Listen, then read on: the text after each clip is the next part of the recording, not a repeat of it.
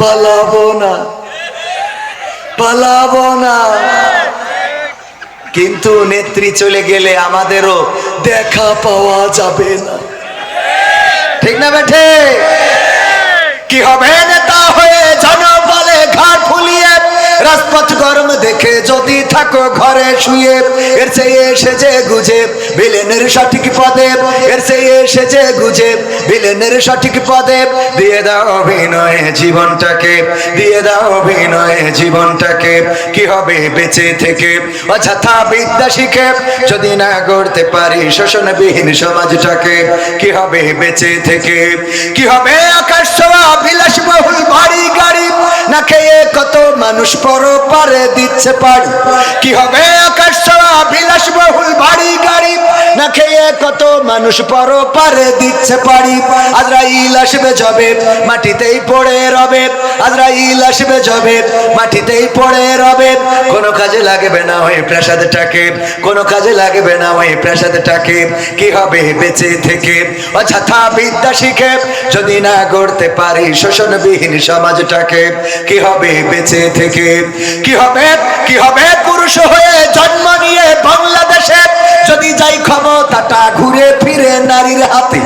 কি হবে পুরুষ হয়ে জন্ম নিয়ে এই দেশেতে, যদি যাই ক্ষমতাটা ঘুরে ফিরে নারীর হাতে? কি বা জবাব দেবে, কিভাবে মুখ দেখাবে? কি বা জবাব দেবে, কিভাবে মুখ দেখাবে আমাদের আগামী সেই প্রজন্মকে, তোমাদের আগামী সেই প্রজন্মকে? কি হবে বেঁচে থেকে অযথা বিদ্যা শিখে, যদি না গড়তে পারি শোষণবিহীন সমাজটাকে? কি হবে বেঁচে থেকে? ঠিক না বেঠে? কথাগুলো আমার লেখা নয়, মরহুম আইনুদ্দিন আল্লাহ জাদ রাহিমাহুল্লাহ আমার উস্তাদ, কলরবের প্রতিষ্ঠাতা, তার লেখা। তিনি চলে গিয়েছেন পৃথিবী ছেড়ে আজ 14 বছর হয়ে গেল। 2010 সালে কোন এক মাহফিল থেকে ফেরার পথে অ্যাক্সিডেন্ট অথবা পরিকল্পিতভাবে যেভাবেই হোক পৃথিবী থেকে বিদায় নিয়েছিলেন। তার মানে 2010-এ বিদায় নিয়েছেন, গানটা তারও আগে লেখা, ঠিক না? ঠিক।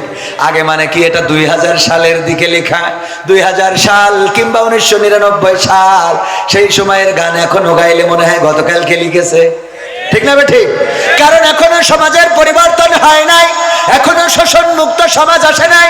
আমার শোষণ মুক্ত সমাজ গড়ার জন্য প্রথমে আন্দোলন করেছিলেন বঙ্গবন্ধু শেখ মুজিবুর রহমান, তারপরে আন্দোলন করেছেন জিয়াউর রহমান, তারপরে আন্দোলন করেছেন এরশাদ, তারপরে আন্দোলন করেছেন খালেদা জিয়া, তারপরে আন্দোলন করেছেন শেখ হাসিনা, এরপরে আবার খালেদা জিয়া, তারপরে আবার শেখ হাসিনা, তারপরে আবার এর মধ্যে ফখরুদ্দিন মঈনুদ্দিন এসেছিল, এখন নতুন করে ডক্টর ইউনূস এসেছে। এখনো বাংলাদেশ শোষণ মুক্ত হয় নাই। আজকেও পত্রিকার নিউজ, আমার এক আল্লাহর ওলি, আমাদের আল্লাহর ওলি, দেখেন দলের নাম না বলে তো উপায় নেই, সাংবাদিকরা বলেছে আমার দোষ না। যুবলীগের এক আল্লাহর ওলি ব্রাহ্মণবাড়িয়ায় একজন নারীকে হত্যার পরে তার লাশটা একটা পরিত্যক্ত ঘরের মধ্যে নিয়ে গর্তের মধ্যে ঢুকায়ে পুড়াইয়ে দিচ্ছিল, ধরা পড়েছে না পড়ে নাই? নারীদেরকে পুড়াইয়ে দিচ্ছে, লাশ মাথাটা পুকুরের মধ্যে ফেলানো। অ্যারেস্ট হয়েছে বিশেষ দলের লোক। ওই দলের লোক বলেই বলছি না, এমন অপরাধ বিএনপি জামাত জাসদ বাসদেও করতে পারে না, পারে না। তবে তুলনামূলক ভাবে আল্লাহর ওলিদের একটু বেশি লোক আছে না নাই? অপরাধ করার মাত্রা বেশি না কম? এই অপরাধ এখনো মুক্ত হয় নাই। যদি জামাতেও থাকে আমরা প্রতিবাদ করব। কথা আগে বুঝে নেবেন, তারপরে লাভ দেবেন। যদি ধর্ষণ করে, আমার বাড়িতে যদি ধর্ষণকারী ধর্ষণ করে, আমি জামাত করার কারণে জামাতের কোন নেতা যদি ধর্ষণ করে মানবো নাকি? আপনি আওয়ামী লীগ করার কারণে কোন যুবলীগ যদি ধর্ষণ করে মেনে নেবেন নাকি? কত করে মেনে নেব? সুতরাং এই বাংলাদেশে যদি কোথাও অন্যায় হয়, অনাচার হয়, পাপাচার হয়, কদাচার হয়, খুন হয়, গুম হয়, হত্যা হয়, তার বিরুদ্ধে প্রতিবাদের দরকার আছে না নাই? আল্লাহর নবী যখন এসেছিলেন, বিশ্ব নবী, সেই সময় মক্কায় কাফেরদের, যারা মক্কায় বসবাস করতেন, তাদের খাওয়ার অভাব ছিল। কতখানি খাওয়ার অভাব ছিল? খাওয়ার অভাব ছিল না। তখন কাফেরদের পড়ার অভাব ছিল না, তখন কাফেরদের অন্য কোনো অভাব ছিল না। কিন্তু ওই সমাজে যেটার অভাব ছিল সেটা নীতি নৈতিকতার, সেটা আদর্শের, সেটা ব্যবহারের, সেটা চরিত্রের। এই অভাবগুলো ছিল। আল্লাহ রাসূল সাল্লাল্লাহু আলাইহি সাল্লাম যখন দেখলেন সব চলে, কিন্তু এই সমাজে এই সব কিছুর মধ্য দিয়ে যেটা চলে, ওই কাবাটা তাওয়াফ করতেন উলঙ্গ হয়ে, ঠিক না বেঠিক? তারা কাবাও তাওয়াফ করতো না? কথা কয় না। হজ করতো না? এ ভাই আপনারা জানেন না হজ করতো কিনা? আপনারা মনে হয় এই আজকে প্রথম হজ শুনতেছেন। আল্লাহ রাসূল হজের সময় যখন তাবুক গেড়ে দিয়ে কোরআন পড়ছেন, আবু জাহেল, আবু লাহাব, উতবা, সাইবা তারা তাবুতে যায় আর বলে যে দেখো ওই তাবুটার কাছে যাবা না, ওই তাবুতে কিন্তু বিশেষ দলের লোক রয়েছে, ওদের আমরা বাংলাদেশে রাখতে চাই না, পাকিস্তানে পাঠাইতে চাই, ওই তাবুর কাছে তোমরা যাবা না, ওর কথা শুনবা না, ও কিন্তু পাগল বলেছে না বলে নাই? আল্লাহ রাসূল যখন দাওয়াত প্রকাশ্যে দিতে পারে না, তখনও তার মানে বোঝা গেল তখন হজ চলতো। কথা কয় না?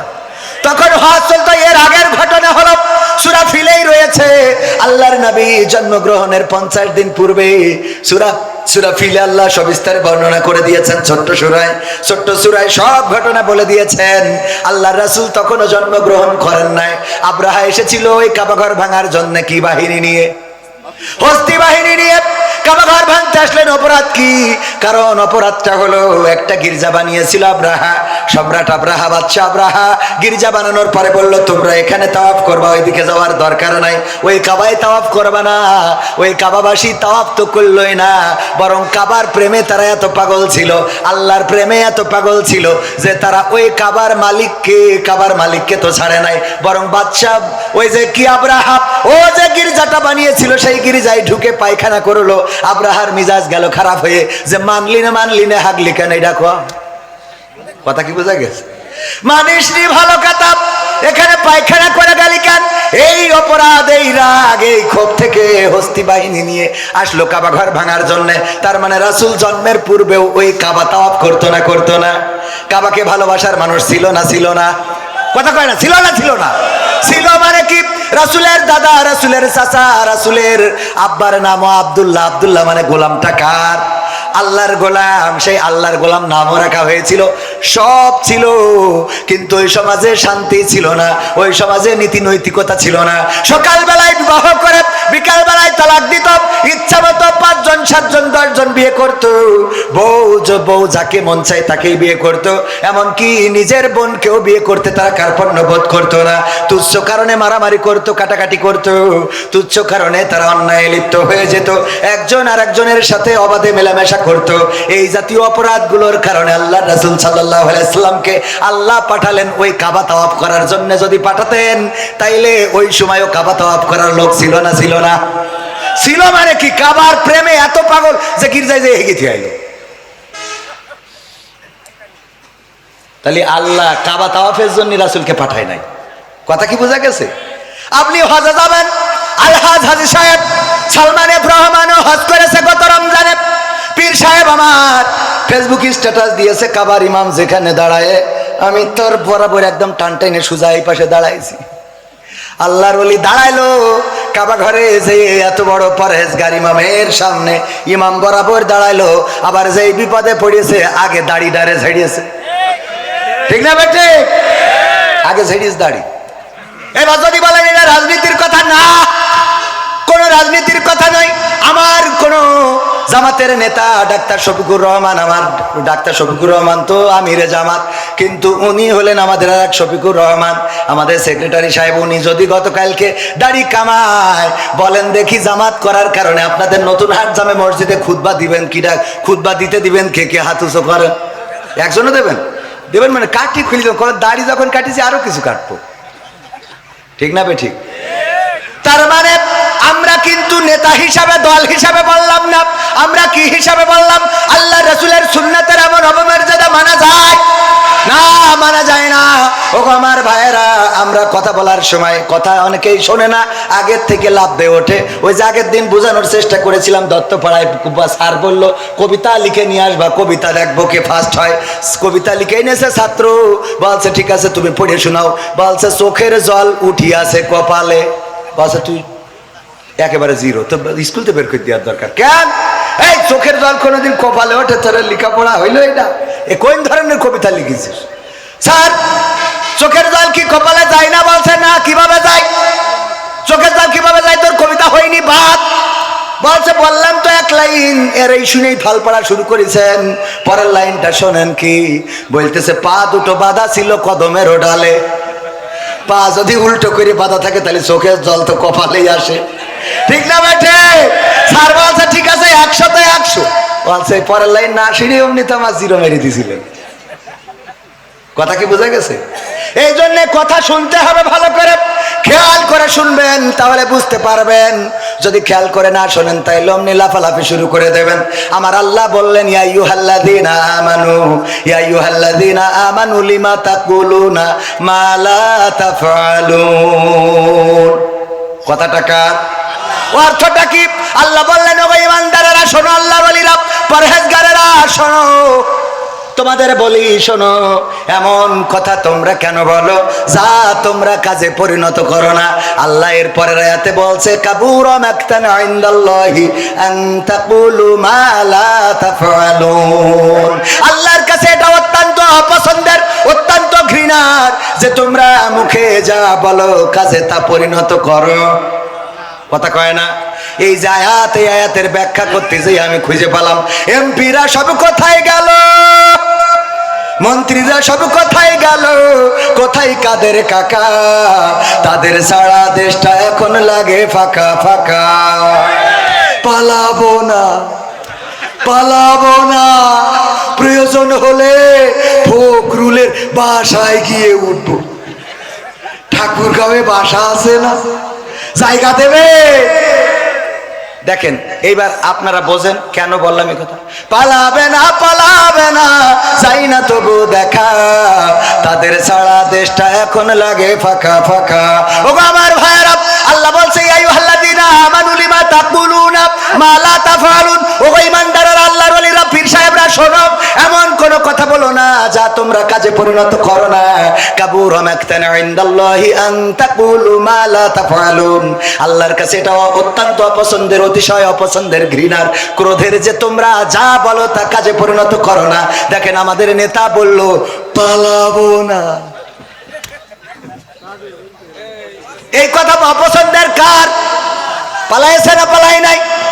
তাইলে কোরআনের সাথে, কোরআনের কথার সাথে মিল আছে না নাই? এটা আল্লাহর অত্যন্ত অপছন্দের। এখন যদি বলেন হুজুর এই কথা বলা যাবে না, তাইলে কোরআন বলেছে আমি বলবো না কেন?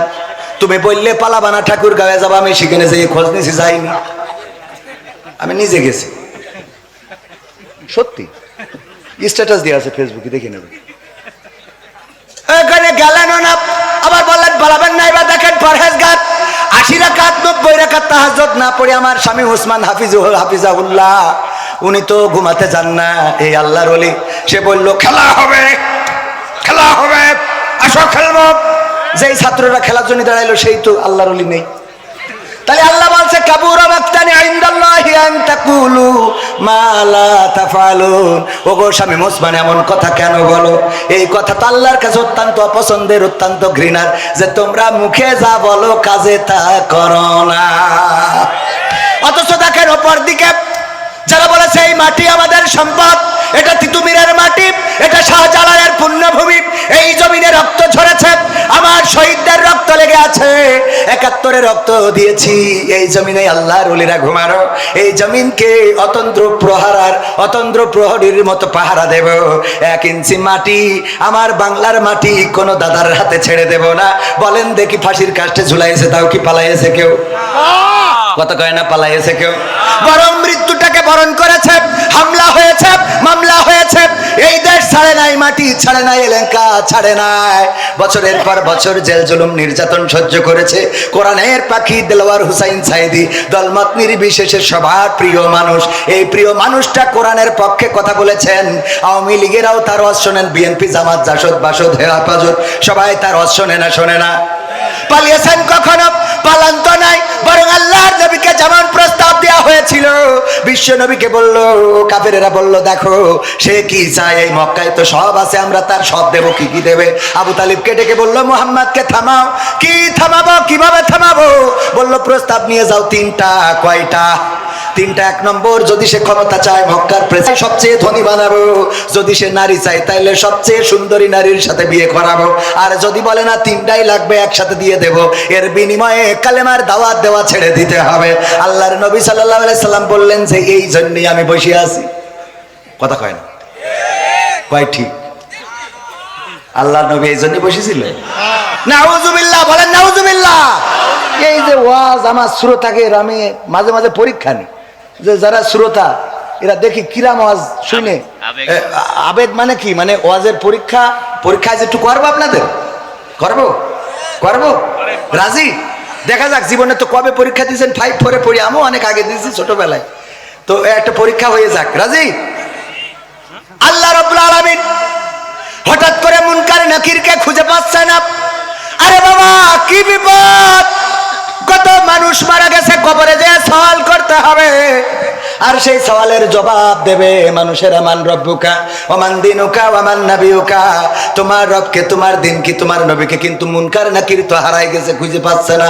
আল্লাহ রাব্বুল আলামিন ফেরেশতা একদল তদন্ত কমিটি বানাইলো, বলল 3 সদস্য বিশিষ্ট তদন্ত কমিটি, তোমরা তাড়াতাড়ি চলে যাও, খোঁজো খোঁজো খোঁজো, খুঁজে দেখো এক্ষুনি এত লাশ ঢিবে পড়ে গেছে, ও কখন কি হবে আনে।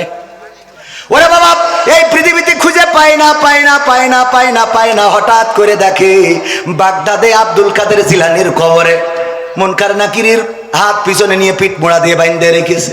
আল্লাহর কাছে যেয়ে বলল, আল্লাহ মুনকার নাকিরের খুঁজে পাবো কি করে আল্লাহ? ওই যে বাগদাদে দেখলাম তোমার এক বান্দার কবরে পিঠ মোড়া দিয়ে বাইন্ধে থুয়ে দিয়েছে। আল্লাহ বলছে, যা ওই বান্দার কাছে জিজ্ঞাসা করো তার দাবিটা কি, কি জন্য বাইন্ধেছে, কি করলি ছাড়বে, তাড়াতাড়ি করে ছেড়ে দিতে বলো। এসে জিজ্ঞেস করেছে, আল্লাহর বান্দা তুমি কে? আমি আব্দুল কাদের জিলানী। কেন বেঁধে রেখেছ? এই 2 জন, আমাদের 2 জন মুনকার নাকির ফেরেশতা, সারা দুনিয়ায় কত লাশ দেরি পড়ে গেছে, কখন প্রশ্ন করবে? আল্লাহ বলল ছেড়ে দিতে, কয় না ছাড়া হবে না, ছাড়া হবে না। অপরাধ কি তাদের? অপরাধ হলো আমার কবরে ঢুকেছে কিন্তু সালাম দিয়ে প্রবেশ করে নাই, এই জন্যে বেঁধে রেখেছি। এখন কি করতে হবে? এখন কি করতে হবে? আল্লাহর কাছে যেয়ে বলো এই অপরাধে বেঁধে রেখেছি। আল্লাহর কাছে যেয়ে ফেরেশতারা বলেছে, আল্লাহ আব্দুল কাদের জিলানী সালাম দেয় নাই অপরাধে, তাদের হাত পিছনে দিয়ে হাত করা, ওই যে হাত মোড়া দিয়ে একেবারে কায়দা করে বেঁধে রেখেছে, ছাড়বে না। বলছে যাও যে প্রস্তাব দাও যে আর কি করলি ছাড়বে, সে কি চায়, তার দাবি দাবা কি, দাবি মেনে নিয়ে হবে। তখন আব্দুল কাদের জিলানির কাছে এসে ফেরেশতারা বলতেছে, ও আব্দুল কাদের জিলানী, আল্লাহ পাঠিয়েছে, কোন দাবি আছে আপনার, সেই দাবি আল্লাহ পূরণ করে দেবে। তখন আব্দুল কাদের জিলানী বলতেছে, দেখো আল্লাহরে যেয়ে বলো, আল্লাহরে যেয়ে বলো, আল্লাহ জানো এই বাগদাদে যত কবরবাসী আছে সব কবরবাসী গুলোকে আল্লাহ চিরজীবনের মতো কবরের আযাব মাফ করে দেয়। এই কথা যখন ফেরেশতারা যেয়ে বলেছে, ওগো আল্লাহ আব্দুল কাদের জিলানী গোটা বাগদাদে যত কবরবাসী আছে সব কবরকে ক্ষমা করে দিতে বলেছে, আর কোনো কবরে আযাব দেয়া যাবে না। তখন আল্লাহ রাব্বুল আলামিন আব্দুল কাদের জিলানীকে ডাক দিয়ে বললেন, ওগো আব্দুল কাদের জিলানী শোনো, তুমি আজকে আমারে যে বিপদে ফেলেছো আব্দুল কাদের জিলানী, আজকে তুমি আমারে ছোট্ট একটা শাস্তি দিয়েছো, একদম নরমালে ছেড়ে দিয়েছো। অথচ তুমি যদি বাগদাদ না বলে, তুমি যদি বলতে মাশরিক থেকে মাগরিব পর্যন্ত যত মানুষ এই পৃথিবীতে চিরজনমের মতো বিদায় নিয়েছে, আর কিয়ামত পর্যন্ত যারা বিদায় নিয়ে চলে যাবে তাদের ক্ষমা করে দাও। আমি আল্লাহ বাধ্য হয়ে গেছিলাম ক্ষমা করার জন্য, তবে তুমি শুধু বাগদাদের মানুষের ক্ষমা চেয়েছো, আমি আল্লাহ ক্ষমা করে দিলাম। বলেন সুবহানাল্লাহ। সুবহানাল্লাহ বলেছেন কয়জন? হাত তোলেন। নারায়ে তাকবীর বলেননি কয়জন? নারায়ে তাকবীর। এবার আপনারা বলেন কারা ফেল কারা পাস? এই ফেরেশতার বান্দার মতো শক্তি, হ্যাঁ? পরীক্ষা বইলে কয়ে নিলাম তাও ফেল, হ্যাঁ? আল্লাহরে বিপদে ফেলার মতো শক্তি কারো আছে? নাউজুবিল্লাহ বলবেন না? বলেন নাউজুবিল্লাহ। মানে সুর দিয়ে বললে ওরে বাবা সুবহানাল্লাহ পড়ার জন্য মন ডাকু পাকু করে, ঠিক না ভাই? ঠিক। ও আল্লাহ হুজুর কত সুন্দর করে রে, এই ওয়াজ শুনে সুবহানাল্লাহ পড়লেন ভাইরা আমার। আকলটারে কাজে লাগাতে হবে, বিবেকটারে কাজে লাগাতে হবে। আল্লাহর নবীর স্ত্রী বিবি খাদিজা রাদিয়াল্লাহু তাআলা তাআলা আনহা ইন্তেকালের সময় বললেন, ওগো নবী গো, আপনার কাছে তিনটা আবদার রাখবেন কিনা বলেন। আল্লাহর নবী ডানে তাকায়, বামে তাকায়, আকাশের দিকে তাকায়। যখন আল্লাহর নবী সিগন্যাল পাইলেন যে ঠিক আছে, খাদিজা যে অনুরোধ করে অনুরোধটা রাখার জন্য জবানটা দাও। আল্লাহর নবী বললেন, ওগো খাদিজা, বলো দেখি তোমার কি চাওয়া। বিবি খাদিজা রাদিয়াল্লাহু তাআলা আনহা বললেন, ওগো নবী গো, আমার চাওয়া হলো আমার মৃত্যুর পরে আপনি আমার কাফনের কাপড় আপনার জামা দিয়ে, আপনার কাপড় দিয়ে জড়িয়ে দিবেন। 2 নম্বর দাবি হলো, ওগো নবী, আপনার আলগা গা দিয়ে আমার ওই কবরে একটু গড়াগড়ি দিবেন। 3 নম্বর দাবি হলো, নবী গো, আমার বড্ড ভয় হয় মুনকার নাকির যখন এসে প্রশ্ন করবে, মান রব্বুকা ওয়া মান দীনুকা ওয়া মান নাবিয়ুকা, তোমার রবকে, তোমার দিন কি, তোমার নবী কে ছিল, আমি জানি না ওই কবরে প্রশ্নের উত্তর ঠিকমতো দিতে পারবো কিনা। আমি ভয় পেয়ে হয়তো প্রশ্নের উত্তর ভুলে যেতে পারি। ওগো আল্লাহর নবী, আপনার কাছে দাবি হলো আপনি আমার কবরের কাছে দাঁড়াবেন, আর যখন মুনকার নাকির সওয়াল করার জন্য আসবে আপনি আমার পক্ষ থেকে জবাবটা দিয়ে দিবেন, এইটাই আপনার কাছে আবদার। আল্লাহর নবী বললেন, কেন এমন আবদার করলে ওগো খাদিজা? খাদিজা রাদিয়াল্লাহু তাআলা আনহা বললেন, ওগো নবী গো, আমার আবদারটা এই জন্য, আমি বড্ড ভয় পাই কবরের আযাবের, না জানি কবর আমার সাথে কি রূপ আচরণ করে। আপনার গায়ের জামা যদি আমার কাফনের কাপড় হয় তাইলে আমি বিশ্বাস করি হয়তো কবর আমার সাথে বেয়াদবি করবে না। যদি আপনি আমার কবরে একটু গড়াগড়ি দেন, বিশ্ব নবীর দেহ মোবারক ওই কবরের মধ্যে পড়েছিল, ওই কবর হয়তো বেয়াদবি করবে না। আর আপনি যদি মুনকার নাকিরের প্রশ্নের জবাবটা দিয়ে দেন, ওগো নবী, তাইলে আমার আর কোনো ভয় থাকলো না। আপনি বলেছেন কবরটা হলো প্রথম গেট, এই গেটে যে পার পেয়ে যায় সে বাকি গেটগুলোই পার পেয়ে যাবে, কিন্তু এই গেটে যদি কেউ আটকা পড়ে যায় তার বিপদের শেষ নাই। ওগো নবী, আমি ওই গেটটাকে ভয় পাই, ওই গেটটাকে ভয় পাই। ওসমান রাদিয়াল্লাহু তাআলা আনহু যখন জান্নাতুল বাকিতে যেতেন, কবরের কাছে দাঁড়াতেন আর চোখের পানি ছেড়ে দিতেন। আল্লাহর নবীর সাহাবীরা প্রশ্ন করলেন, ওগো ওসমান, কোন জায়গায় তোমারে এত চোখের পানি ছাড়তে দেখি না, অথচ যখন জান্নাতুল বাকিতে কবরের কাছে আসো তখন তোমার চোখ থেকে পানিগুলো ঝরতে থাকে, দাড়ি ভিজে ভিজে টপ টপ করে পড়তে থাকে, কারণটা কি? ওসমান রাদিয়াল্লাহু তাআলা আনহু বললেন, তোমরা কি বিশ্ব নবীর মুখে শোনো না, এই কবর হলো প্রথম গেট, এই গেট থেকে যে পার পাবে সে সব জায়গায় পার পাবে, আর এই গেটে যদি কেউ আটকা পড়ে যায় তাইলে তার পার পাওয়ার স্বপ্নটা চূর্ণ বিচূর্ণ হয়ে যাবে। এই জন্য কবরের কাছে যখন আসি তখন নিজের চিন্তা হয়, আরে এই কবরে আমি পার পাবো নাকি পাবো না। ওগো আমার ভাইরা, আল্লাহর নবীর সাহাবী, আল্লাহর নবীর সাহাবী ওসমান গনি, আল্লাহর নবীর জামাতা, 2 মেয়েকে জিন্নুরাইন, 2 মেয়েকে পেয়েছেন। 2 মেয়ের আল্লাহ রাব্বুল আলামিনের 2 মেয়েকে বিবাহ করার সুযোগ পেয়েছিলেন ওসমান রাদিয়াল্লাহু তাআলা। সেই সাহাবীও কান্নাকাটি করে খাদিজা রাদিয়াল্লাহু তাআলা আনহা এমন একজন ব্যক্তি। একদিন আল্লাহর নবী এবং জিবরাইল আলাইহিস সালাম বসে আছেন, হঠাৎ করে জিবরিল বললেন, ওগো নবী, আমার যাওয়ার সময় হয়ে গেছে। কেন চলে যাবেন? আমি দেখতে পাচ্ছি বিবি খাদিজা আপনার জন্য খাবার নিয়ে আসছে। ওগো নবী, আমি এখন চলে যাব, তবে যাওয়ার আগে বলে দিতে চাই, ওগো নবী, বিবি খাদিজা আসার পরে 2টা সুসংবাদ দেবেন। একটা হলো বলবেন, আমি জিবরাইল আলাইহিস সালাম, আমি বিবি খাদিজাকে সালাম জানিয়েছি এবং আল্লাহ রাব্বুল আলামিন স্বয়ং বিবি খাদিজাকে সালাম বলেছেন। বলেন সুবহানাল্লাহ।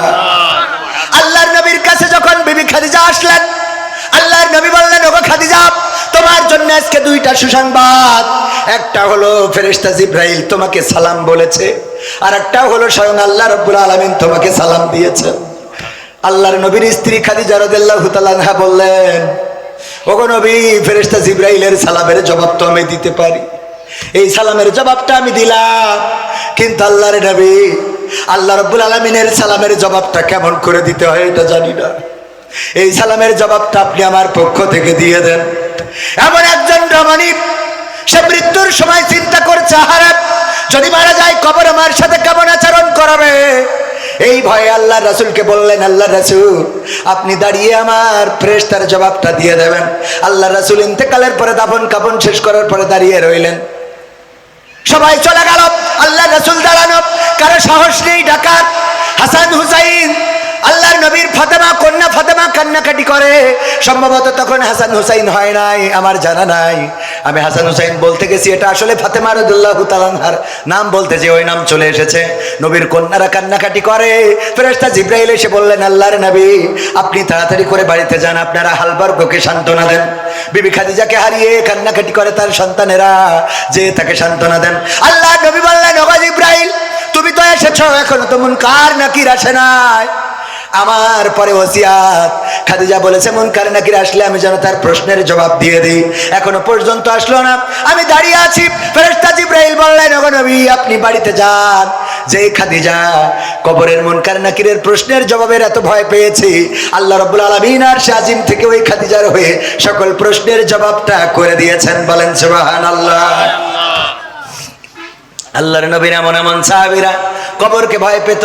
আর আব্দুল কাদের জিলানী রাহিমাহুল্লাহ, তিনি একজন আল্লাহর ওলি, এটা ঠিক আছে, কিন্তু তার কবরে সালাম দেয় নাই বলে হাত মুড়া দিয়ে বেঁধে রেখেছে। কেন দাফন কাফন করার সময় কি দড়ি দিছিল সাথে? এইটুকু তো চিন্তা করা লাগে, কথা কয় না। যাই হোক, ফেল করাতে কোনো অসুবিধা নেই। আমাদের দোষটা কি? সুর দিয়ে আমিও ফেল করেছিলাম। এই অজদিন আমার অ্যাডভোকেট এনামুল হক মুহতারাম চাচা যান, উনি আমার মাদ্রাসায় পাল্লা মোকামতলায়, তখন আমরা ছোট, উনি বললেন আমি একটা পরীক্ষা নেব। তো উনি একটা পরীক্ষা নিয়েছিলেন, অবশ্য ওয়াজটা করেছিলেন অন্য ভিন্ন আর একটা ঘটনা বলেছিলেন। সেই ঘটনায় যে দম করে জীবন দিয়ে দিল, দম করলো, একজন কান্নাকাটি করতেছে লাশ নিয়ে, যে আমার সন্তান মারা গেছে, স্বামী মারা গেছে। এই একটা পুতা ছেলে, আমাদের যশোরের ভাষায়, অন্য দেশের ভাষায় নাতি বলে, যে আমার নাতিটা বেঁচে ছিল, তাও আল্লাহ নিয়ে গেল। তখন পীর সাহেব একটু দম করলেন, তারপরে ফু দিলেন, তো দাঁড়িয়ে গেল। বলেন সুবহানাল্লাহ। হ্যাঁ, তাও সুবহানাল্লাহ বলেছি। আমরা ওই দিন সুবহানাল্লাহ বলেছিলাম, এর জন্য ফেল করেছিলাম। আমরা ওয়াজ শুনবো, কিন্তু বুঝে শুনে হাত উঁচু করবো, মনে থাকবে? সুবহানাল্লাহ আলহামদুলিল্লাহ কোন জায়গায় বলতে হয় এগুলো যদি না বুঝি, ওই যে উদাহরণ দিতে যে মাঝে মাঝে প্রায়ই বলি, এখন যে টাকা কালেকশন করতেছে, দত্তপাড়ায় বলেছিলাম যে 50,000 টাকা দেওয়ার মতো কেউ কি আছেন? কেউ কথা বলে না। হুজুর সুদ দিয়ে দিয়ে বলার একজন তো ঝিমাচ্ছে। হুজুর বলছে 50,000 টাকা দেওয়ার মতো কোন আল্লাহর ওলি আছেন নাকি? আমি দোয়া করে দেব। বলেন হাত উঁচু করেন। কেউ হাত উঁচু করে না, দোয়া করবো বাপ দাদা দাদা দাদি নানা নানি 14 গোষ্ঠী যেন জান্নাতে থাকে। কেউ হাত তোলে না, তোলে না, তোলে না। এবার হুজুরির হয়ে গেছে রাগ, সুর দিয়ে বাদ দিয়ে এবার চিল্লাইনো শুরু করে দিয়েছে। 50,000 টাকা দেওয়ার মতো এই ধোপা খোলায় একজনও নাই, হাত উঁচু করেন। মানে ঘুমেতে উঠে হাত উঁচু করেন শুনে, ধমক শুনে হাত উঁচু করে বসে আছে। বলছে নাম কি? ওবায়দুল কাদের। আল্লাহ ওবায়দুল কাদের 50,000 টাকা করলো দান, তুমি বাড়িয়ে দাও, সম্মান নিয়ে খায়াত দাও। পিতামাতা দাদা দাদি নানা নানি 14 গোষ্ঠী যারা কবরে আছে ক্ষমা করে জান্নাত দিয়ে দাও। ও তো বলছে আল্লাহ কাল বিড়ি না খালি তো হাগাও হবে না, অথচ ছেটা কিনার টাকাও নেই। 50,000 টাকা দোয়া আমি এক কনে রাখবো। 50,000 টাকা দোয়া করে দিলে মার খাওয়ার ভয়তে কিছু বলে না। পরের দিন জুম্মার দিন আমার খতিব ডাক্তার, আমার খতিব জনাব মাওলানা শফিকুর রহমান স্যার, ওনার কাছে যে বলছে হুজুর গো বিপদে তো পড়েছি, একটু ফতোয়া দিতে হবে। কি ফতোয়া? ওই যে মাহফিল হচ্ছিল ধূপ খোলায় না ধূপা খোলায়, আমি ওখানে ধূপা খোলায় ওখানে 50,000 টাকার জন্য হুজুর কালেকশন করছিল। আমি হঠাৎ করে ঘুমায় পড়িলাম, খেয়াল করিনি। হুজুর যখন বলেছে হাত উঁচু করেন, আমি উঠে পরে হাত উঁচু করেছি, কিন্তু তার আগে বলেছে 50,000 টাকা কিনা দেবেন, হাত উঁচু করেন। আগের লাইন ঘুমের মধ্যে চলে গেছে, সেই উঠে দেখি হাত উঁচু করার শব্দ। হাত উঁচু করেছি, হুজুর দোয়া করে দেশ 50,000 টাকার। এখন আমার তো বিড়ি কেনার টাকাও নেই, হুজুর এখন আমি করবোটা কি? বলছে অসুবিধে নেই, টাকা না থাকলে দেবেন, কিন্তু ওটা তো ভুল ক্রমে হয়ে গেছে। কয় সেটা তো আমিও জানি, ও হাদিস আমার পড়া আছে, কিন্তু আমার ভয় হইলো হুজুর দোয়া করেছে আল্লাহ ওর মা বাপ দাদা দাদি নানা নানি 14 গোষ্ঠী যারা জান্নাত, যারা কবরে আছে আল্লাহ জান্নাত দাও। এখন টাকা যদি না দিতে পারি তাহলে ওদের কি আবার ফিরোইনে জাহান্নামে রাখবে? ওদের কি আবার ফিরোইনে জাহান্নামে রাখবে কিনা? হাত উঁচু বুঝে শুনে করার দরকার আছে না নাই? কোরআনের আলোচনায় ফিরে আসি, মনে কি আছে? আল্লাহ বললেন কাবুরা মাকতান ইনদাল্লাহি আন তাকুলু মা লা তাফালুন। আলোচনার বিষয় এটা কোনো রাজনীতির কথা না। এই আয়াতের পরিপ্রেক্ষিতে আমার কথা হলো পালাবো না, পালাবো না, পালাবে না, পালাবে না, যাই না তবু দেখা, তাদের ছাড়া দেশটা এখন লাগে ফাঁকা ফাঁকা। আইন মন্ত্রী আটকে গেল আইনেরই ফাঁকে, দাড়ি ছাড়া দরবেশের ভণ্ড ভণ্ড লাগে। ঠিক না বেঠে? আইন মন্ত্রী আটকে গেল আইনেরই ফাঁকে, দাড়ি ছাড়া দরবেশের ভণ্ড ভণ্ড লাগে। শুনছি কত নেতা নেত্রী খাইতেছে ভাই ডান্ডা, বিচারপতি কালামানিকের ফাটিয়েছে আন্ডা। পলকের ঝলক গেল, পলকের ঝলক গেল থামিয়ে নেটের চাকা, তাদের সারা দেশটা এখন লাগে ফাঁকা ফাঁকা, ওদের সারা দেশটা এখন লাগে ফাঁকা ফাঁকা। কই গেল সেই সংসদেতে মমতাজের গান, কোথায় গেল হযরত বলা শামীম ওসমান? কই গেল সেই সংসদেতে মমতাজের গান, কোথায় গেল হযরত বলা শামীম ওসমান? ইনু মেনন দীপু মনি আছে কারাগারে, বাপ করিলেও পাপ কখনো ছাড়ে কি আর তারে? কোথায় গেল স্পিকারের, কোথায় গেল স্পিকারের দৃষ্টি আঁকা বাঁকা, তাদের সারা দেশটা এখন লাগে ফাঁকা ফাঁকা, ওদের সারা দেশটা এখন লাগে ফাঁকা ফাঁকা। কোথায় গেল আরাফাত আর ব্যারিস্টার সুমন, কথা বলার সময় তারা করে নিয়োজন? মুরগি কবির খাইছে ধরা, জাফর কোথায় আছে? গোপনে কি সেও গেল মোদি দাদুর কাছে? কোথায় গেল এ সালামের, কোথায় গেল এ সালামের কাড়ি কাড়ি টাকা, তাদের সারা দেশটা এখন লাগে ফাঁকা ফাঁকা। ঠিক না বেঠে? ফাঁকা ফাঁকা লাগে।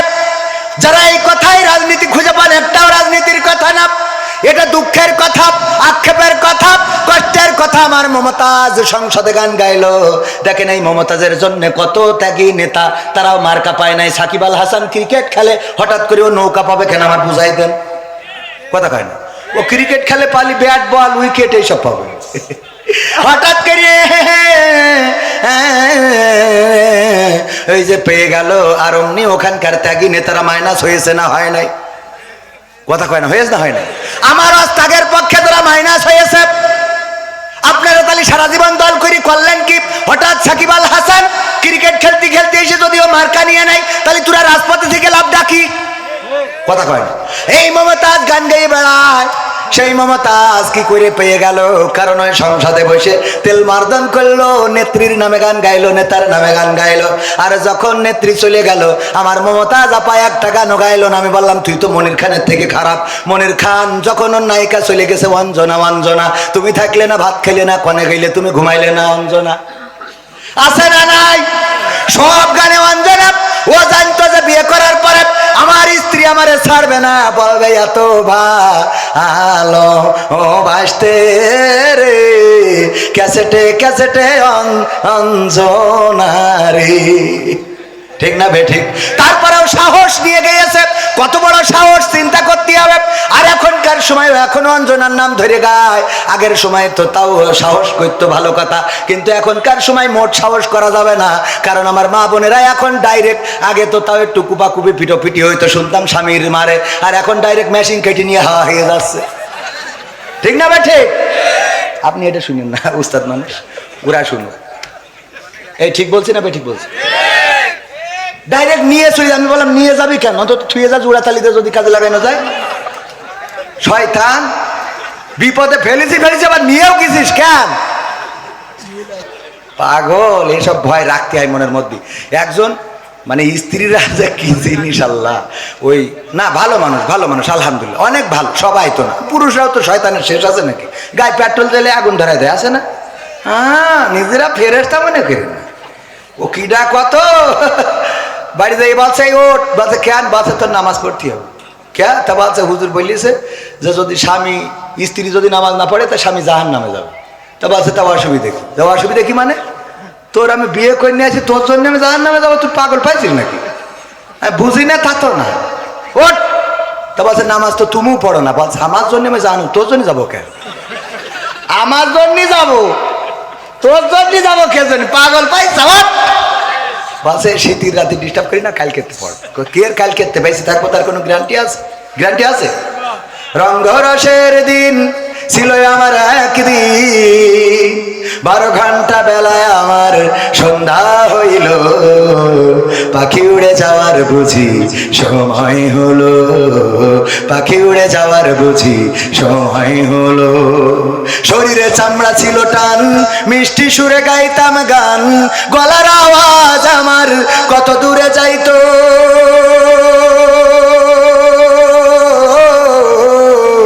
শরীরে চামড়া ছিল টান, মিষ্টি সুরে গাইতাম গান, গলার আওয়াজ আমার কত দূরে যাইতো। পাইকা গেল মাথার চুল কথা বলতে পড়ে ভুল পাইকা গেল মাথার চুল কথা বলতে পড়ে ভুল চোখে দেখি গন্ডগোল দন্ত নড়িল পাখি উড়ে যাওয়ার বুঝি সময় হলো পাখি উড়ে যাওয়ার বুঝি সময় হলো ঘন ঘন আসে দম চোখেতে দেখি কম ভাবে বুঝি সময় আমার ফুরিয়ে এলো ঘন ঘন আসে দম কানেতে শুনি কম পিছে পিছে জাম আমার ঘুরতে লাগিল খাটো হয়ে আসছে পাও হীন হলো সর্বদাও খাটো হয়ে আসছে পাও হীন হলো সর্বদাও ভাবে বুঝি সময় আমার ফুরিয়ে এলো পাখি উড়ে যাওয়ার বুঝি সময় হলো পাখি উড়ে যাওয়ার বুঝি সময় হলো ঠিক না বে ঠিক পুরা তো এত সুন্দর পরিপাটি খাসায় আমার ছিল খাটি দিনে দিনে খাসায় আমার জং ধরিল এত সুন্দর পরিপাটি খাসায় আমার ছিল খাটি দিনে দিনে খাসায় আমার জং ধরিল পুরাতন খাসাতে পাখি করে শুধু ডাকা ডাকি পুরাতন খাসাতে পাখি করে শুধু ডাকা ডাকি একদিন আমায় দিয়া ফাঁকি উড়িয়া যাইব পাখি উড়ে যাওয়ার বুঝি সময় হলো পাখি উড়ে যাওয়ার বুঝি সময় হলো রঙ্গরসের দিন ছিল আমার একদিন রঙ্গরসের দিন ছিল আমার একদিন 12 ঘন্টা বেলায় আমার শান্ত হইল পাখি উড়ে যাওয়ার বুঝি সময় হলো পাখি উড়ে যাওয়ার বুঝি সময় হলো ঠিক না বে ঠিক ওগো আমার ভাইরা বললো কাল বেঁচে থাকবো তার গ্যারান্টি কি ওঠো নামাজ পড়তে হবে স্ত্রীর ওই শীতের রাত কষ্ট করে উঠাইছে উজু করানোর পরে এবার স্ত্রী এসে বলছে নাও বলো এখন রাত 1টার সময় কোন ওক্ত কয় রাকাত নামাজ কি সূরা পড়বো দোয়া কি বাসা যা হয় পড় কে এখন আসতে কেন এই বলো এখন রাত 1টার সময় কেন নামাজ কয় রাকাত কি পড়বো সূরা ফাতিহা না হলে তুমি সামনে দাঁড়াও আমি ইক্তেদাই তো ভেজাল ইমাম ও জানে যে এই ইমাম সঠিক না ইক্তেদাই তো কি ইমাম ভেজাল ইমাম সামনে যাও আমি পিছনে দাঁড়াচ্ছি তা বছর আম করছিস কেন কালকে তো পয়সা নে আমল করা হয়ে গেছে আছে না নাই আল্লাহর ওলিরা আবার বলে হুজুর দোয়া করে দেন আমার স্ত্রী সিরিয়াল আসক্ত যেন স্ত্রী পরহেজগার হয়ে যায় ও যে সিরিয়াল আসক্ত আর তুই তো চার দোকানে ওই যে মকসেদের দোকানে যে এক বসায় 3 ঘন্টার ওই ঐশ্বরিয়া করিনা কাপুরের ছবি মেরে তারপরে বাড়ি আসো তুমি ঐশ্বরিয়া রায় কারিনা কাপুর আর আমার আমির হামজা ভাই বলেছিল রাশমিকা মান্দানা দেখবা আর তোমার বউ ওই তাহাজ্জুদের নামাজে যায় নামাজে পড়ে তোমার জান্নাতে নিয়ে যাওয়ার জন্য দোয়া করবে পাগল পাইছাও নাকি কথা কয় না তুমি ওইনে বসিতে পরিমণি মারি বেড়াবা আমার যুবকরাও আছে বিয়ের আগে আরে বাবা পিছনে এক কান নিয়ে লাইলাতুল ফেব্রুয়ারিতে ওরে গিয়ার গদখালি কোথায় লাইলাতুল ফেব্রুয়ারি গদখালি যে বলে তুমি এসেছো বলে আকাশ এত নীল ও আসার আগে লাল ছিল তুমি এসেছো বলে গদখালির গোলাপ গুলো লাল হয়েছে ওই এতদিন কালো ছিল শয়তান পাম মারা জায়গা খুঁজে পায় না এবার বিয়ের সময় মসজিদে যায় যে হুজুরের জুম্মার খুতবা শেষে বলে হুজুর আপনার কাছে আইসি আমি তো বিয়ে করার নিয়ত করেছি তো একটা হাফেজা পাত্রী জানো পায় একটু দোয়া করতে তুই তাহাজ্জুদ পড়লি ওর সাথে এর হাফেজা লাগবে কেন কথা কয় না দোয়া চাই আপনার কাছে চাই মানে কি হুজুর একটা নেককার পাত্রী জানো ভাই তুই নেককার পাবি তুই যে গদখালিতে তাহাজ্জুদ পড়াই ঘুরে আনলি তা তোর যেটা উঠাও তো আর একজন তাহাজ্জুদ পড়াই এতে ইবাদত করি আরো 2 রাকাত বেশি পড়িয়েছে কথা কয় না তুমি মনে করছো ওরে বাবা পরের ঘরে নিয়ে আইছি ও না ও খালাইতে ভাইয়ের কাছে টাকা পায় কথা কয় না শয়তানরা নিজেদের জন্য ভালো হওয়ার দরকার আছে না নাই নিজের চরিত্র ভালো রাখলে তোমার জন্য আমার নারীরাও চরিত্র ভালো রাখবে, স্বামীরা যদি ভালো হয় স্ত্রীরা ভালো হবে। আজান দিলে স্বামী যদি মসজিদে যায় স্ত্রীরা উজু করে সে যায় নামাজে দাঁড়াবে। আর যদি আল্লাহর ওলি সকালবেলা উঠে চোখ মুস্তি মুস্তি বিড়ি এক কান ধরাই নিয়ে চার দোকানে বসে, তাইলে তো বেকায়দাও জাত গেল বলো এ কোন আজব কারখানা, জাত গেল বলো। আমাদের আকিজ কলেজের এক টিচার ছিল, বলতেছে ভাই একটা দুঃখের কথা কি বলবো, আমার চাচা ছিল সমবয়সী, বিয়ে করার পরে আমার চাচি আমার চাচার কোনোদিন কিস করতো না, মানে বাংলায় বলে চুমো খেত না। এইটা না করার কারণে একদিন অভিযোগ করতেছে, দেখছো তোর চাচির যদি বলার সুযোগ হয় তাহলে বলিস যে চাচার হক এইভাবে মেরে দিচ্ছেন কের জন্য, কি হক চাচা? বলছে দেখ সমবয়সী বলাই যায়, আমার ঠোঁটের কাছে ঠোঁট নীতি দেয় না রে। এইবারও বলেছে চাচি গো, আমার চাচা তো বন্ধুর মতো সম্পর্ক, একটা কথা একটু প্রকাশ করে বলেই ফেলাইছে, আপনার ঠোঁটের কাছে ঠোঁট নীতি দেন না, আর ওর ঠোঁটের কাছে আপনার ঠোঁট নেন না কেন? বলছে দুঃখের কথা কি বলবো ভাতিজা, বলে যখন আমু বলি লজ্জা ভেঙে, তো চাচা বিড়ি সিগারেট খেয়ে মুখ যা করে রেখেছে, ওর পাশার কাছে ঠোঁট নেওয়া যায় তা মুখের কাছে না। সহ্য না করে পারবেন কি করে? আছে না নাই? এখানে বিড়ি খান কিডা কিডা? ও সব তো আল্লাহর পরহেজগার পীর সাহেব, কেউ খায় না যদি না খেয়ে থাকেন আলহামদুলিল্লাহ, আর যদি খান আজকে থেকে ছাড়েন, তা না হলে বলো অন্য কিছু ছাড়তে হবে রে। মনে থাকবে ইনশাল্লাহ। আপনি সুন্দর করে দাঁত ব্রাশ করিয়ে লিপজেল লাগায় ঠোঁটটা কায়দা করে মাখো করে রাখেন, দেখেন তো স্ত্রী হক আদায় করে কিনা। আমি ওইটা বলছি না, হক আদায়ের কথা বলছি। করবে না বিড়ি টাইনে, ওরে বাবা সুসমল্য অত গন্ধ করে। মসজিদে দেখবেন বেনামাজির পাশে দাঁড়ালি যেই আমিন বলে মনে হয় নামাজ ছেড়ে চলে যায়, পরে দুদিন পরে এসে পড়বান। আছে না নাই? এই আবার গিলার ভাঙছে কিটা?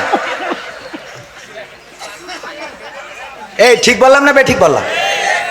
এইগুলো পরিবর্তন হওয়ার দরকার আছে না নাই? তুমি যদি গু খাও ও তো পায়খানা এমনিই খাবে, যে যেমন সে তেমন পাবে। কোরআনের কথা ভাইয়ের আমার, এই জন্য পরিবর্তন দরকার আছে না নাই? পরিবর্তন আমাদের দরকার। পরিবর্তন তো নারীরা হইতে চায়। একবার আমার আব্বা বলতেছে, ওয়াজ শুনেছে যে ওগো নারীরা, তোমরা যদি পারো স্বামীর চুল দিয়ে পা মুছাইয়ে দিবা তারপরে ঘুমাবা। এই ওয়াজ শুনে একজন মহিলা ধুপা খুলার, সে যে আগে স্বামীর চুল দিয়ে ইচ্ছা মতো পা মুছাইয়েছে, ডইলে মুছাই তারপর শুয়েছে, শুয়ার পরে গন্ধের জ্বালায় বাঁচা যাচ্ছে না। গন্ধটা গন্ধ, দুর্গন্ধ কিসের দুর্গন্ধ? পায়খানার গন্ধ কোথা থেকে আসে? তাড়াতাড়ি করে সুইচ দিয়েতে চারিদিকে খোঁজে পায়খানার গন্ধ আসে কোথা থেকে, না কোথাও খুঁজে পাওয়া যায় না। হঠাৎ করে স্ত্রীর চুল টেনে এনে স্বামী বলছে পায়খানার গন্ধ তো চুলিতে আসছে। তো বলছে তা আসবে কেন? তুই জানিস আমি কি করে খাবো? আমি তো অন্যায় কিছু করিনি। হুজুর বলল যে স্বামীর চুল দে পা মুছাবা, রহিম আলাইহিস সালাম চুল দে পা মুছাইয়ে দিত। আল্লাহর নবী বলেছেন যদি কেউ স্বামীর এমন করে খেদমত করে, যদি স্বামীর মাথায় হাত বুলায়, মুখমণ্ডলে হাত বুলায়, তাইলে মাথায় যত চুল আছে স্বামীর সমপরিমাণ চুলের সওয়াব ওর আমল নামায় লেখা হবে। আমার ডাক্তার মুরাদের বউ বলছে তাহলে আমার তো তেশ মারা সারা, কারণ আমার ডাক্তার একটা মাল নেই। ঠিক না বা ঠিক? আচ্ছা ওটা যাদের আছে তাদের তো হবে। ওগো আমার ভাইয়েরা, ওই স্ত্রী বলতেছে দেখো আমি যখন হুজুরের এই কথাটা শুনলাম তখন এসে তোমার চুল দে পা মুছাই তারপরে আমি শুইছি, এই হলো আমার অপরাধ। বলছে ওই যাই তো খেলা হয় না রে। ওই যে মোড়ের ওখানে ও তাস খেলছিল টাকা দিয়ে, তাহলে কি হয়ে গেল? জুয়া। টাকা দিয়ে খেললে কি? কাঠ খেলছিল টাকা দিয়ে, রুইতন হাটতন টিকা রাজা বাদশা মার। ওরে বাবা হঠাৎ করে আর্মির গাড়ি এসে দাঁড়াইছে, আর অমনি বুঝতে পেরেছে খেলা ফাইনাল, এখনই গান গাওয়া লাগবে, তার থেকে আগেই দৌড় দিই। ও জুতো পাই দেয় নাই, গান গাওয়ার ভয়তে জুতো না পাই দিয়ে দৌড়তেছে। বাগানের নিচে দিয়ে গিয়েছে, কিটা ছেড়িয়ে রেখেছে, চটকায় যেয়ে চুপ করে শুয়ে রয়েছে। আর ওই দিন মুছাইছে খাইছে। পরের দিন আমার মা বোনেরা, ধুবা খোলার মা বোনেরা ডেকে বলছে হুজুর ওয়াজ করা তো শিখেছেন, টাকাও তো ভালো নেন, কিন্তু কোন লাইনে ওয়াজ করতে হয় এখনো বোঝেন না।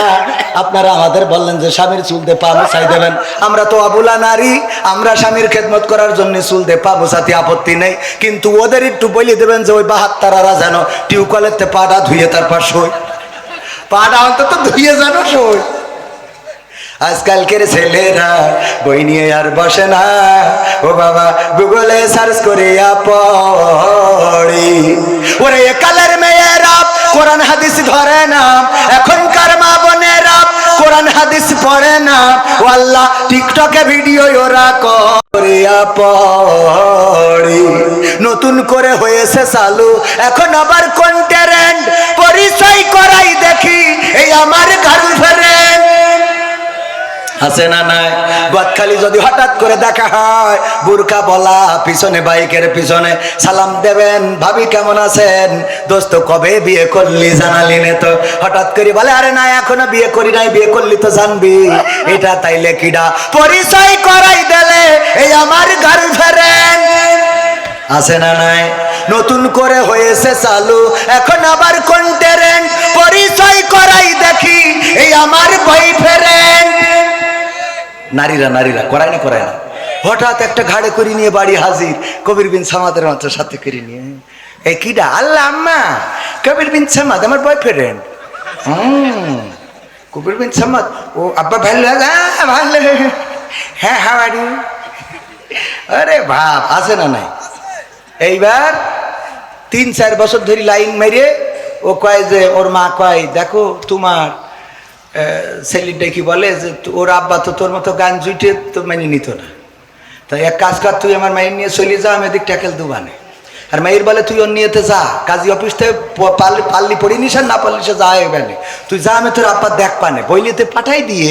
এইবার যেই আব্বা বাড়ি ফিরে আসে ঢাকার যশোর শহরের থেকে, ওরে অভিনয়, ও আল্লাহ তুমি কি জন্ম দিছাও, আমার মুখে চুন কালি লাগায় এ চলে গেল রে, ও আল্লাহ আল্লাহ।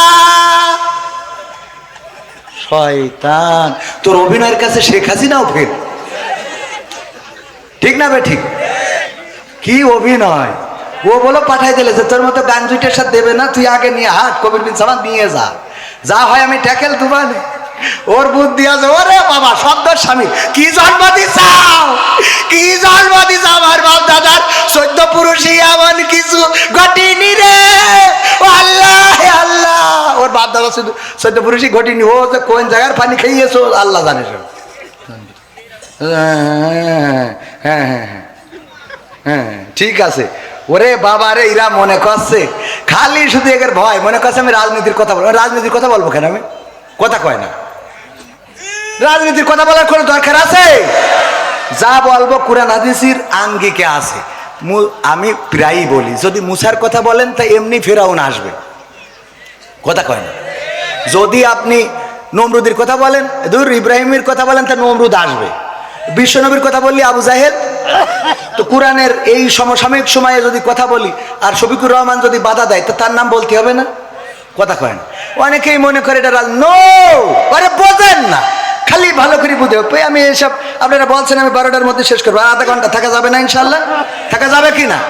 কথা আমি এই জন্য এলাকায় দাওয়াত নিচ্ছি, খালি হুজুর এই বলেন না ওই বলেন। আমার আওয়ামী লীগরা তোমার কাছের লোক, এরা বিশ্বাস করে না। আপনাদের মনে হয় না? আমি তো বলেছি কি, মুসলমানে মুসলমানে দ্বন্দ্ব করা চলবে না, সীসা ঢালা প্রাচীর হবে কখনো তা টলবে না। মুসলমানে মুসলমানে দ্বন্দ্ব করা চলবে না, সীসা ঢালা প্রাচীর হবে কখনো তা টলবে না। তবেই শান্তি পাবে, অশান্তি দূর হবে, তবেই শান্তি পাবে, অশান্তি দূর হবে। কেউ আর মুসলমানের বাজে কথা বলবে না, মুসলমানে মুসলমানে দ্বন্দ্ব করা চলবে না, সীসা ঢালা প্রাচীর হবে কখনো তা টলবে না। কে আওয়ামী, কে বিএনপি, কে জামাত ইসলাম, এটা আমাদের নয় পরিচয়, মুসলিম মোর নাম। কে আওয়ামী, কে বিএনপি, কে জামাত ইসলাম, এটা আমাদের নয় পরিচয়, মুসলিম মোর নাম। এ কথা মানলে পরে শান্তি আসবে ঘরে, এ কথা মানলে পরে শান্তি আসবে ঘরে। কেউ আর মুসলমানের বাজে কথা বলবে না, মুসলমানে মুসলমানে দ্বন্দ্ব করা চলবে না, সীসা ঢালা প্রাচীর হবে কখনো তা টলবে না। মাঝাবের লড়াই যদি চলে, শান্তি আসবে না রে ভাই কোনই কৌশলে। সাতপন্থী জুবাইর পন্থী লড়াই যদি চলে, শান্তি আসবে না রে ভাই কোনই কৌশলে। ঐক্যবদ্ধ ঐক্যবদ্ধভাবে থাকলে শান্তি পাবে, ঐক্যবদ্ধভাবে থাকলে শান্তি পাবে, এছাড়া শান্তি পাবার রাস্তা কবু মিলবে না। মুসলমানে দ্বন্দ্ব করা চলবে না, সীসা ঢালা প্রাচীর হবে কখনো তা টলবে, টলা যাবে? মুসলমান ঐক্যবদ্ধ থাকতে হবে। কেন থাকতে হবে? এই সমাজে সুখ শান্তির জন্য, এই সমাজে অন্যায় দূর করার জন্য, অন্যায়ের বিরুদ্ধে প্রতিবাদ করার জন্য, আল্লাহর জমিনে আল্লাহর দ্বীন প্রতিষ্ঠিত করার জন্য ঐক্যবদ্ধতার বিকল্প নাই। জামাত ইসলাম যদি মনে করে নিজেদের ভোট নিয়ে ক্ষমতায় যাবে, ভোট তো হলো জামাত ইসলামের 25%। কয় পার্সেন্ট? আওয়ামী লীগ বিএনপির 35 করে প্রায় 70%, আর আদার্স দলের আছে 5%। তাহলে জামাত ইসলামের যদি পাশ করতে হয়, তাহলে আওয়ামী লীগ বিএনপি অন্যান্য দল থেকে আরো অন্তত 20% ভোট আসার দরকার আছে না নাই? তো এই ভোট যদি আসতে হয়, তাহলে অবশ্যই তাদের তো রাগ করি যদি সব বের করি দাদার দেশে পাঠাই দিতে হবে। যে কটা পাঠাই দিয়ে 2-1টা পাঠায়নি, এমনি চলে গেছে। নিজেদের দেশ না থেকে চলে গেলে কেউ যদি রাগ করে বাড়িতে চলে যায়, তা করবোটা কি? কথা কয় না, মনের অভিমানে চলে গেছে। আমরা কিন্তু আসলে এই দেখেন আছে না, সবাই মিলেমিশে থাকাটাই দরকার। তবে দেশে অন্যায় হচ্ছে, জুলুম হচ্ছে। ওই যে আমরা দেখেছি লঞ্চের মধ্যে বালুবাহী বা পণ্যবাহী সারবাহী লঞ্চে 7 জনকে হত্যা করা হয়েছে। এখন হত্যা যেন একদম মামুলি ব্যাপার হয়ে দাঁড়িয়েছে। আওয়ামী সরকার ক্ষমতায় থাকতেও মোটামুটি জবাবদিহিতা ছিল, কিন্তু এখন যেন অপরাধের কোনো জবাবদিহিতা নাই। আপনারা একমত নাও হতে পারেন, না হইলেও করার কিছু নেই, অন্যায়ের বিরুদ্ধে বলবো। তাতে যদি এই সরকার আবার ধরে নিয়ে যায় তাও অসুবিধা নেই। কথা ঠিক না বেঠিক? তো ভয় পাই না। কেন পাই না? আগের সরকার তাহাজ্জুদ পড়ি ভোট নিয়েও থাকতে পারি না, এরা তো নামাজই পড়ে না। ঠিক না বেঠিক? সুতরাং ভয়ের কোনো কারণ আছে? এই 7 জনকে কেন হত্যা করা হলো, এই তথ্য উদ্ঘাটন করা রাষ্ট্রের দাবি। যারা হত্যা করেছে অন্যায় ভাবে, আমরা দেখেছি ওই লঞ্চের ক্যাপ্টেন, তার মেয়ের বিবাহ আছে, বিবাহ অনুষ্ঠান হবে, কিন্তু মেয়ের বিবাহে থাকতে পারে নাই। অনেকের সংসার, পরিবার, সন্তান আছে, যাদেরকে অন্যায়ভাবে হত্যা করা হলো। কেন হত্যা করা হলো, কিভাবে হত্যা করা হলো, এটা অবশ্যই অতি দ্রুত তদন্ত করে তাদেরকে শাস্তির আওতায় আনার দরকার আছে না নাই? তাদেরকে শাস্তির আওতায় না আনলে এইভাবে হত্যাকাণ্ড বাড়তেই থাকবে, বলেন ঠিক কিনা? এরপরে আমার ব্রাহ্মণবাড়িয়া মানেই তো কুপাকুপির একটা জেলা। ছোটখাটো বিষয় নিয়ে দা বল্লভ নিয়ে আগের মতো লড়াই করে, যদিও ব্রাহ্মণবাড়িয়ায় অনেক ভালো মানুষও আছেন আলহামদুলিল্লাহ। এই ব্রাহ্মণবাড়িয়ায় আজকেও যে ঘটনা ঘটেছে, যে একজন যুবলীগের নেতার সন্তান, সে পরিত্যক্ত একটা ঘরে দেহ মাথাবিহীন লাশকে গর্তের মধ্যে ঢুকায়ে পুড়াচ্ছিল। রাজহাঁস খুঁজতে যেয়ে ওখানে যখন ধোঁয়া দেখেছে, জিজ্ঞেস করেছে কিসের ধোঁয়া, বলেছে পাতা পুড়াচ্ছি।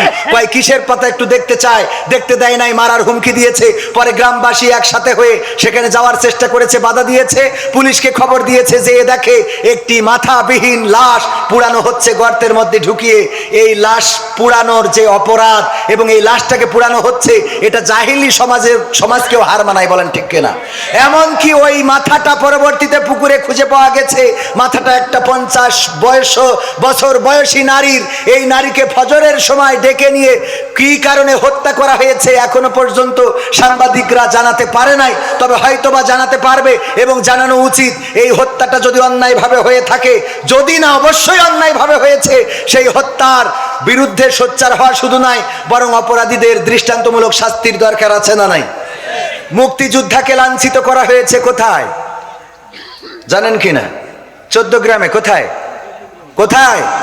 14 গ্রামে, কুমিল্লায় একজন মুক্তিযোদ্ধাকে লাঞ্ছিত করা হয়েছে। আমি বলেছি মুক্তিযোদ্ধা হিসাবে তার লাঞ্ছিত করার অপরাধ, এটা অবশ্যই অপরাধের মধ্যে পড়ে।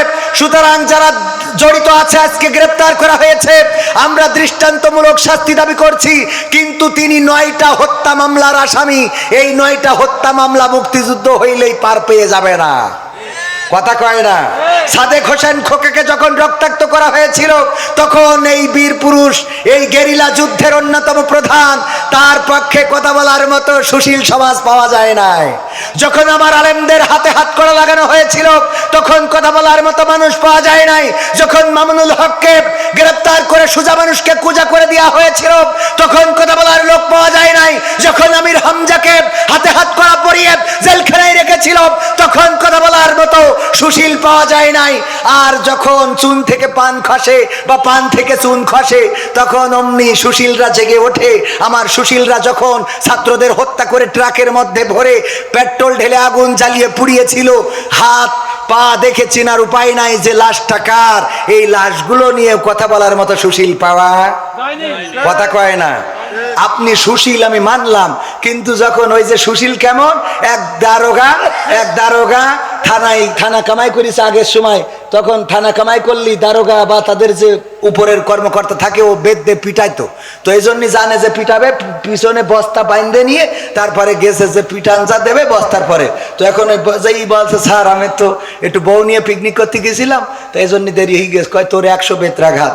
বললি বেত মারা শুরু করিস, ও তো জানে অসুবিধে নেই, ও বাস্তা বেঁধে নিয়ে গেছে 2-3টে হয়েছে সালার বাস্তা, ওই নিয়ে এখন ওই বাস্তা তো বেঁধেস কায়দা করি, এখন যেই একটু সাইড সুইডি পড়ে, যেই উপরে পড়ে কয় স্যার একটু নিচে করি মারেন স্যার। এবার যেই নিচে পড়ে কয় স্যার একটু করে উঁচু করে মারেন স্যার, স্যার একটু ডানির দিকে চাপাই মারেন স্যার, স্যার একটু বাদ দিক, মানে ওর বাস্তার পরে পড়তে হবে। কথা কি বোঝা গেছে?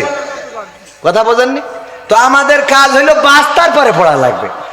ডানি বলেন বাইবেল, আমার কথা হইলো বাস্তার পরে পড়লে হবে না। সুশীল হলি কায়দা মতো সব জায়গায় সুশীলগিরি দেখাইতে হবে।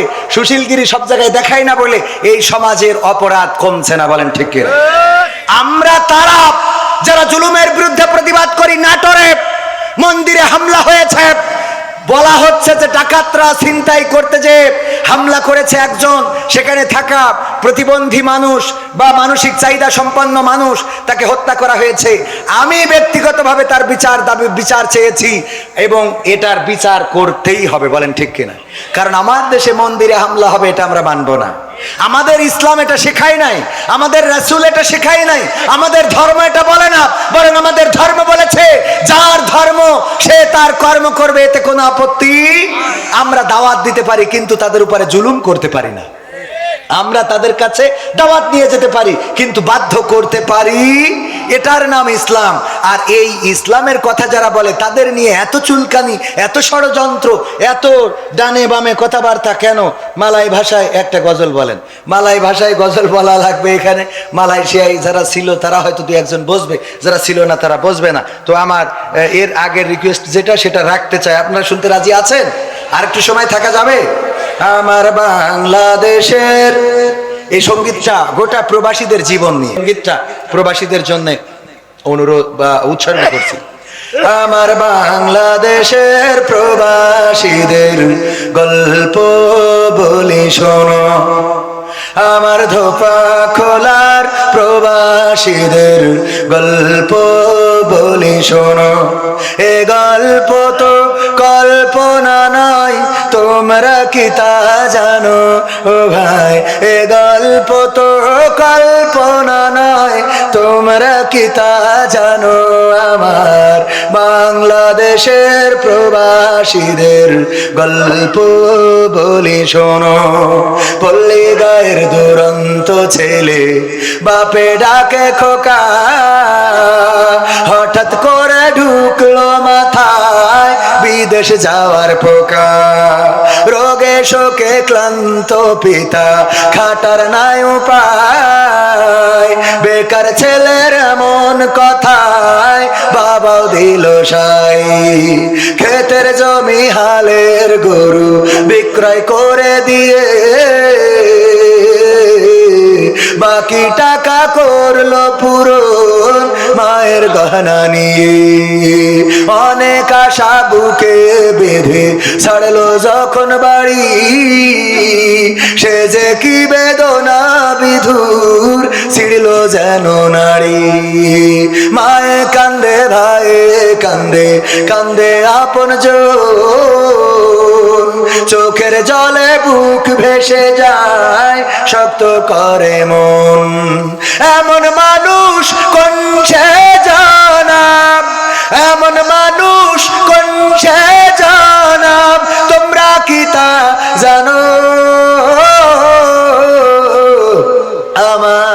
ধোপা খোলার প্রবাসীদের গল্প বলি শোনো, আমার যশোর জেলার প্রবাসীদের গল্প বলি শোনো। বিমানেতে বসে খোকা জানালারি পাশে নীল আকাশে তাকিয়ে দেখে মায়ের ছবি ভাসি, আঁচল দিয়ে চোখ মুছে মা প্রভুকে যে বলে, আল্লাহ তুমি ভালো রেখো আমার কোলের ছেলে।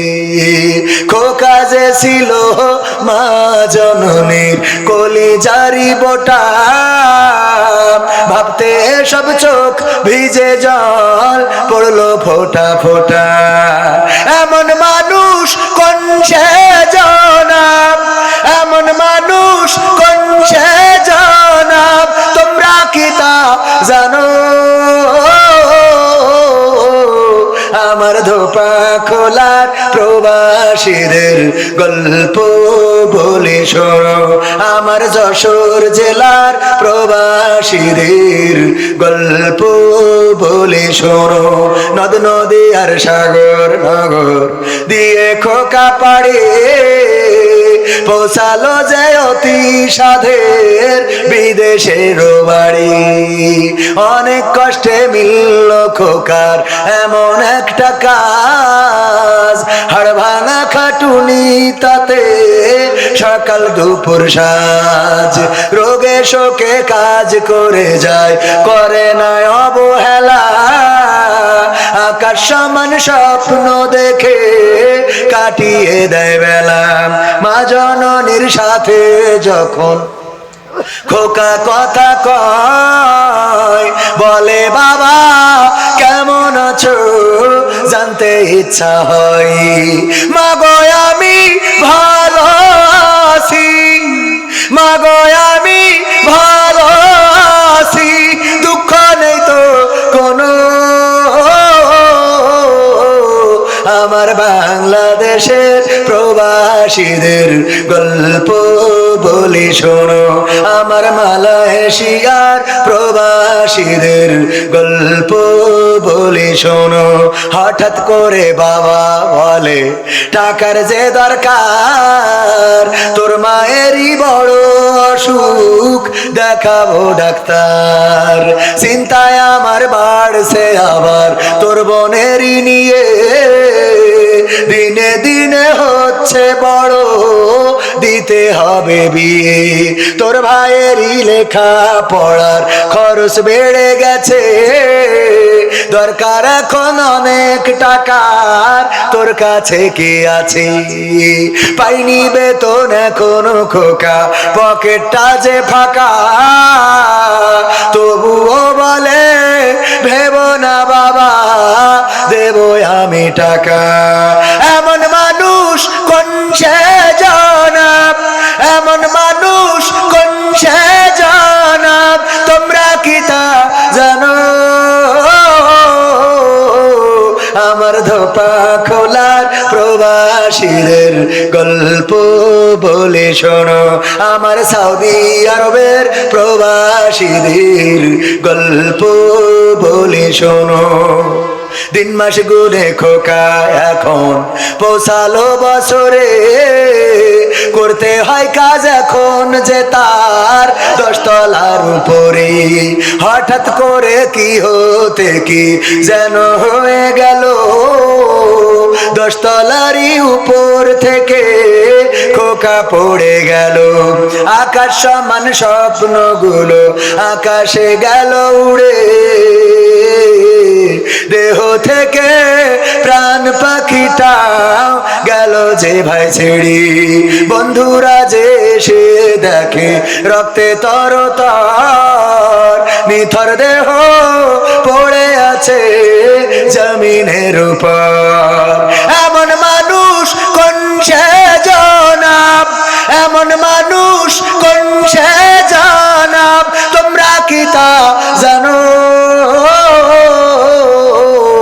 আমার ধোপা খোলার ওই প্রবাস প্রবাসীদের গল্প বলি শোনো, আমার মালয়েশিয়ার প্রবাসীদের গল্প বলি শোনো।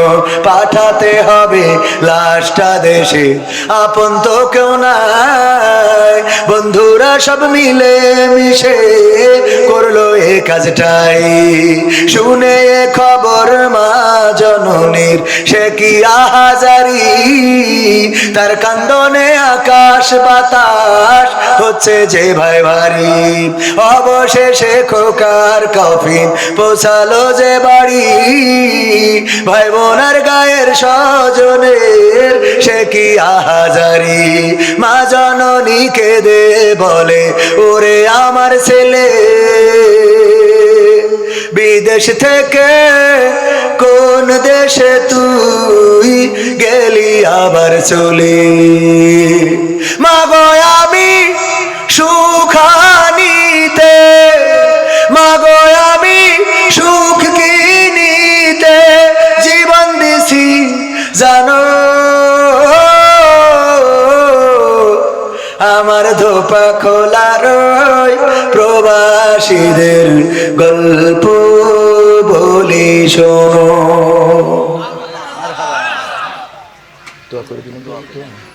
আলহামদুলিল্লাহি রাব্বিল আলামিন।